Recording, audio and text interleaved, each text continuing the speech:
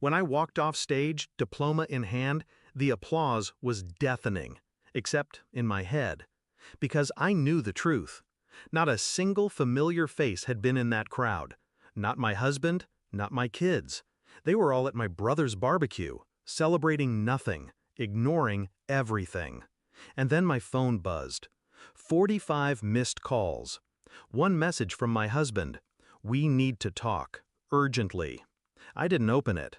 I just stood there, in my cap and gown, letting the weight of 4 years of sacrifice settle in my chest. They hadn't forgotten. They had chosen. I met Daniel when I was 24. He used to tell me I was the smartest woman he'd ever met. Back then, I believed it was admiration. Now I know it was measurement. He was always calculating what I could give, how far he could push, what I would tolerate. We built a life together. Kids, mortgage, holidays with his side of the family because mine was too much drama. I thought compromise was love. The change was gradual. Missed dinners, excuses that didn't need to be good because I never challenged them.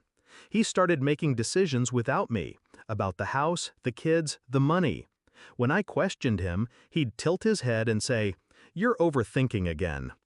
But the day I got my acceptance letter to law school, he smiled, and then reminded me that it would be hard on the kids if I was gone so much. I went anyway. 3 weeks ago, I overheard my daughter on the phone. She said, "Dad said we shouldn't waste a Saturday sitting in a hot auditorium when Uncle Mike's grilling." That was it. No accident, no scheduling mistake. They had chosen him over me before the day had even arrived. I didn't yell, didn't confront. I just adjusted my schedule, quietly. Graduation morning, I left the house before sunrise. No breakfast, no goodbyes. Let them enjoy their barbecue. What Daniel didn't know was that I'd been preparing for this moment long before that call from my daughter. The first step was small. I stopped putting my paychecks into our joint account. Daniel never noticed. He rarely checked.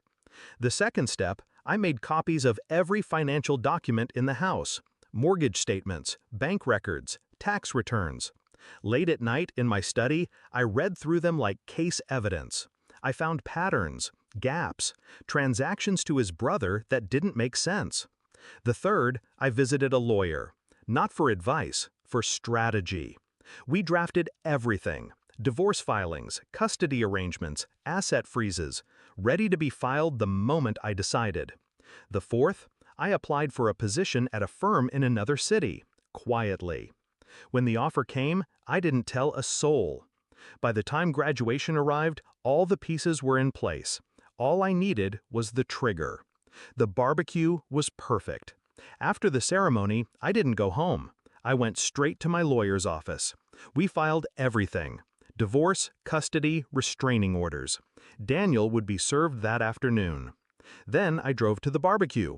It was loud, laughter spilling over the fence. I walked in wearing my gown, diploma in hand. They froze. Burgers on the grill, beer bottles mid-air. Daniel's face went pale. "You didn't answer your phone," he said, as if I had done something wrong. I set my diploma on the picnic table, right between the potato salad and his beer. 45 calls, I said. "Was that before or after you realized the joint account's empty?" The color drained from his face. He knew.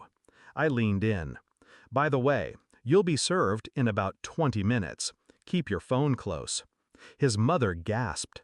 My brother looked at the ground. The kids, my kids, stood frozen, wide-eyed. I didn't look at them yet. Not until I was ready. Daniel tried to play it cool. "This isn't the place for—" I cut him off. "No, Daniel, this is exactly the place. Because this," I gestured at the grill, the music, the plastic cups, "is what you chose over me. And now everyone gets to watch you lose." It was quiet, except for the hiss of the grill. Then his phone buzzed. He glanced at it. I saw the moment he read the notification from my lawyer. His hand trembled. "You can't." I already did. I turned to the kids then. "I'm moving. You can come with me, or you can stay here. But I won't beg, and I won't be invisible in my own life anymore. They didn't answer. That was fine. They'd see soon enough who actually showed up for them when it mattered. I picked up my diploma, walked to my car, and drove away. No tears, no looking back. That night, I sat in my new apartment, small, bare, and mine. My phone lit up with more missed calls. Daniel, his mother, my brother. I blocked them all.